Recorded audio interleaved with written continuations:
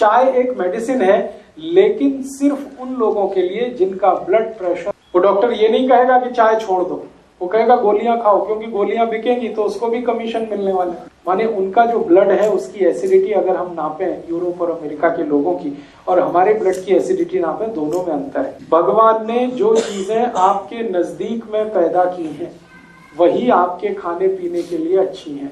जो चीजें आपसे हजारों मील दूर पैदा होती हैं वो आपके लिए अच्छी नहीं। 15-20 दिन आपने पी लिया तो मैं आपको 99% गारंटी देता हूं चाय छूट जाएगी। और चाय पीकर जितना नुकसान आपने कर लिया वो सारा नुकसान उससे कवर हो जाएगा। पानी हमेशा जी, चाय की बात हो गई, चलो चाय ही पढ़ लेते हैं पहले। चाय के बारे में एक जानकारी दे दूं मैं। चाय जो है ना आपके देश का उत्पादन नहीं है, पहली बात जानकारी के लिए बता दूं। अंग्रेज आए थे जब इस देश में तो चाय का पौधा साथ में लाए थे और उन्होंने भारत में कुछ ऐसे स्थान हैं जो अंग्रेजों के अनुकूल, जहां ठंड ज्यादा पड़ती है उन स्थानों पर पहाड़ियों पर चाय के पौधे लगवा दिए तो उसमें से चाय होने लगी। अंग्रेज अपने साथ चाय लेके आए थे, भारत में चाय कभी हुई नहीं। 1750 के पहले इस देश में एक भी चाय का कहीं नामो निशान नहीं था। ब्रिटिशर्स आए ईस्ट इंडिया कंपनी लेकर तो उन्होंने चाय के बागान लगाए, उन्होंने अपने लिए लगाए। क्यों लगाए? चाय एक मेडिसिन है, इस बात को ध्यान से सुनिए। चाय एक मेडिसिन है, लेकिन सिर्फ उन लोगों के लिए जिनका ब्लड प्रेशर लो रहता है। सिर्फ उन लोगों के लिए जिनका ब्लड प्रेशर लो रहता है चाय मेडिसिन है, और जिनका ब्लड प्रेशर नॉर्मल और हाई रहता है चाय उनके लिए जहर है। सर आज के न्यूज़पेपर में है चाय मोटापा कम करती है, बता रहा हूं ना। आगे बढ़ते हैं। चाय उन सब के लिए जिनको ब्लड प्रेशर कम रहता है अमृत है, मेडिसिन है लो बीपी वालों के लिए। लेकिन चाय उन सब के लिए जहर है जिनको बीपी हाई रहता है या नॉर्मल रहता है। अब अंग्रेजों की एक समस्या है, आज भी है, वो हजारों साल से सभी अंग्रेजों का बीपी लो है।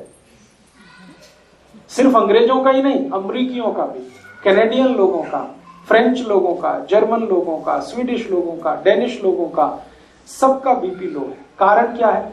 बहुत ठंडे इलाके में रहते हैं, बहुत ठंडे इलाके में रहते हैं। उनकी ठंड का तो हम सोच नहीं सकते।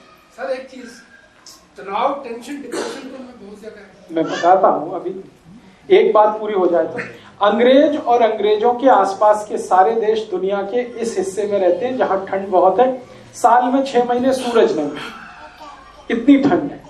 और आप अगर उनके यहाँ टेम्परेचर रेंज देखेंगे तो -40 उनकी लोएस्ट रेंज है।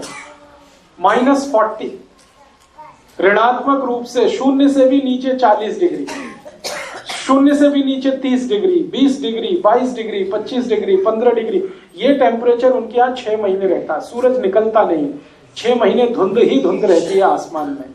ये इनकी सबसे बड़ी तकलीफ है अंग्रेजों की और अंग्रेजों के आसपास के देशों। ज्यादा ठंडे इलाके में कोई भी रहेगा उसका बीपी लो हो जाएगा। आप भी करके देख लें, मैंने किया एक बार मैंने ये एक्सपेरिमेंट अपने ऊपर किया। बर्फ मंगाया मैंने, वो बर्फ की सिल्ली आती है ना, वो मंगाई और चारों तरफ सिल्ली लगा के अंदर में लेट गया। लेटने से पहले मैंने मेरा बीपी चेक कर लिया और लेट गया। 3 मिनट के बाद ही मेरा बीपी लो होना शुरू हो गया। 3 मिनट से 6 मिनट में इतना लो हो गया कि मेरी दम निकल जाए ऐसी हालत हो गई। 8-10 मिनट में ही मुझे बर्फ से बाहर आना पड़ा। फिर बीपी चेक किया, मैं कल्पना नहीं कर सकता इतना लो था, इतना लो था। फिर मेरे समझ में आ गया कि मेरे से ज्यादा बेचारे तो अंग्रेज हैं जो बर्फ की सिल्लियों में 6 महीने रहते हैं। चारों तरफ बर्फ रहती है, छत पे बर्फ रहती है, सड़क पे बर्फ रहती है, इधर बर्फ रहती है, उधर बर्फ रहती है। इतनी बर्फ होती है कि गाड़ियां बर्फ में दब जाती हैं। फिर उनको स्पेशल अभियान चलाना पड़ता है बर्फ को तोड़ने का। सारी सरकारों का बड़ा बजट तो बर्फ तोड़ने में खर्च होता है, कनाडा, अमेरिका वगैरह में। तो वो लोग सच में बर्फ में ज्यादा रहते हैं, ठंड बहुत है, ब्लड प्रेशर बहुत लो होता है। अब तुरंत ब्लड को स्टिमुलेंट चाहिए। अगर बीपी लो हो गया, इतनी ठंड पड़ गई, स्टिमुलेंट चाहिए तुरंत बीपी बढ़ाने के लिए, तो चाय उसमें सबसे अच्छी है। दूसरे नंबर पे कॉफी।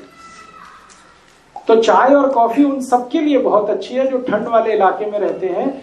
और भारत के ऐसे कई इलाके हैं जहां बहुत ठंड पड़ती है। अगर मैं जम्मू कश्मीर में जाकर ये व्याख्यान दूंगा तो लोगों से कहूंगा चाय पियो, कॉफी भी पियो, क्योंकि उनके लिए वो मेडिसिन है। आपको अगर मैं लेक्चर करूंगा तो आपको बोलूंगा आप मत पियो, क्योंकि आप इतने बर्फ वाले इलाके में नहीं रहते। आपके यहाँ थोड़ी ठंडी है, वो भी साल में 10-15 दिन की है। वो 10-15 दिन तब होते हैं जब कोहरा बहुत पड़ता है, हाथ पैर आपके गलने लगते हैं, टेम्परेचर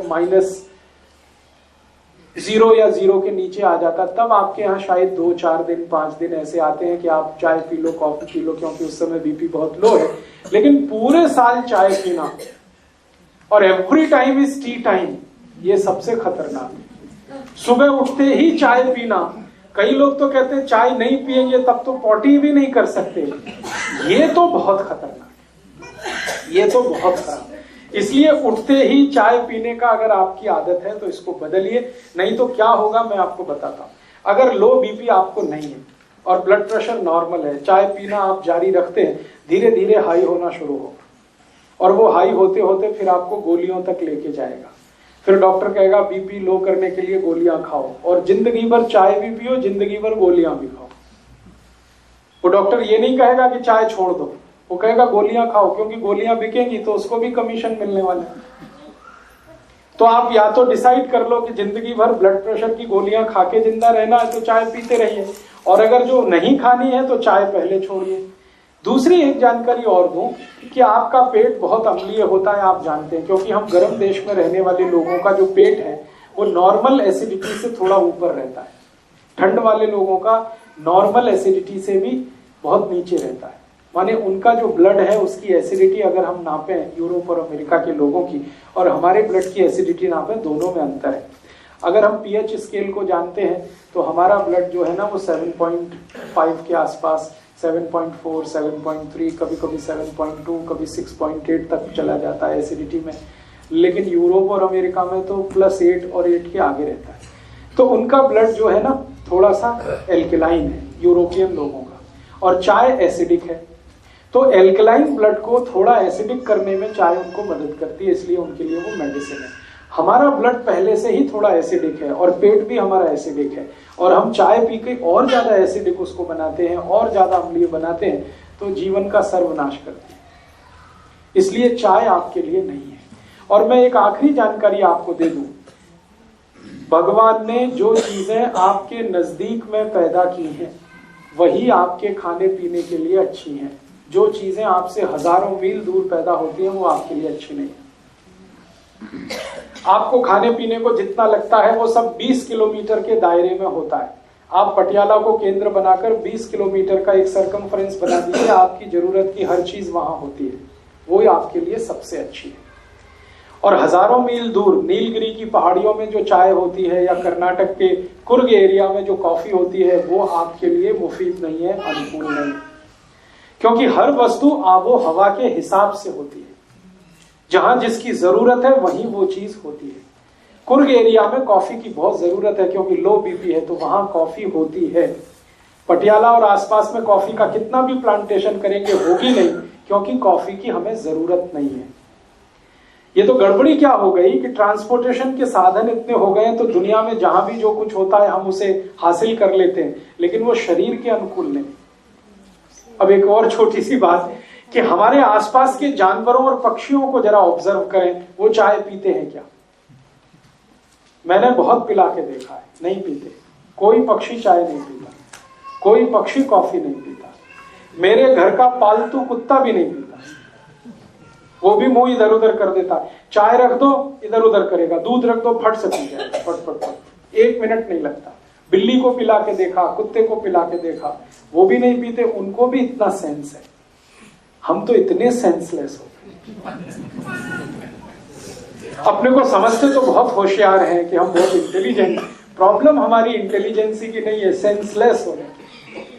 तो आप थोड़े सेंस में वापस आइए, चाय कॉफी छोड़िए। फिर आप बोलेंगे कैसे छूटेगा? स्वामी जी का एक सूत्र बताता हूं चाय छोड़ने का। स्वामी जी कहते हैं चाय पीकर जो नुकसान आपने किया है उसकी भरपाई भी हो जाएगी और चाय भी छूट जाएगी। चाय पीकर आपने किया, आपके ब्लड को एसिडिक बना लिया, अम्लीय बना लिया, अब इसको वापस आपको क्षारीय बनाना पड़ेगा। तो सबसे अच्छी चीज है अर्जुन छाल का पाउडर, उसका काढ़ा बना के पीजिए। चाय जिनको छोड़नी है, घर आने वाले को सत्कार कैसे करे, वो बोलेगा चाहे छाल का पाउडर दे रहे हो। बहुत अच्छा। तो शुरुआत तो हम ही करते हैं, चाय पियोगे। आप जो चाय छोड़ना चाहते हैं और जिन्होंने चाय पीकर नुकसान कर लिया अपने शरीर का, वो नुकसान फिर ठीक करना चाहते हैं, उसके लिए सबसे अच्छी आयुर्वेदिक दवा है अर्जुन छाल। आप जानते हैं अर्जुन छाल कहीं भी मिलती है, 35-40 रुपए किलो की है, बहुत सस्ती है।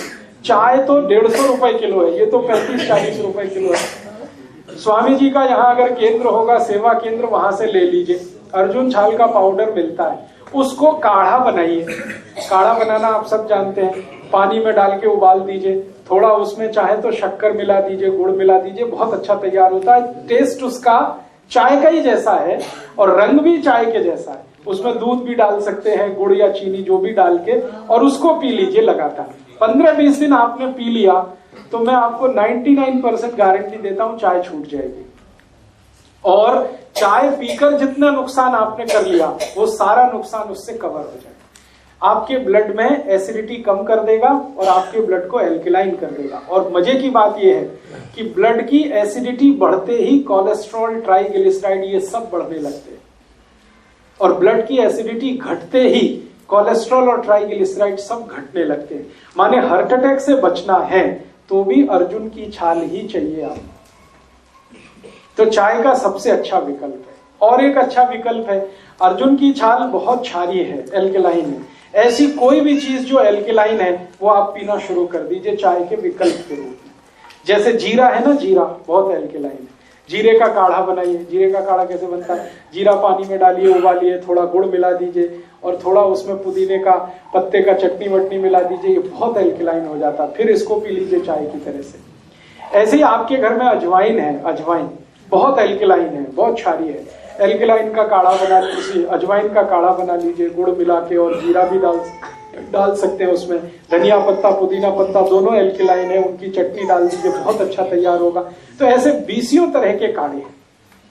एक हमारे भारत देश में गायत्री परिवार नाम की बड़ी संस्था है, उनका एक प्रज्ञा पेय आता है, वो भी बहुत एल्कलाइन है, वो चाय का बहुत अच्छा विकल्प है। स्वामी जी ने भी एक विकल्प लाया है, दिव्य पेय, वो सभी एल्कलाइन चीजें हैं उसमें, चुन चुन कर उन्होंने एल्कलाइन चीजें उसमें रखी हैं। वो दिव्य पेय चाय का बहुत अच्छा विकल्प है।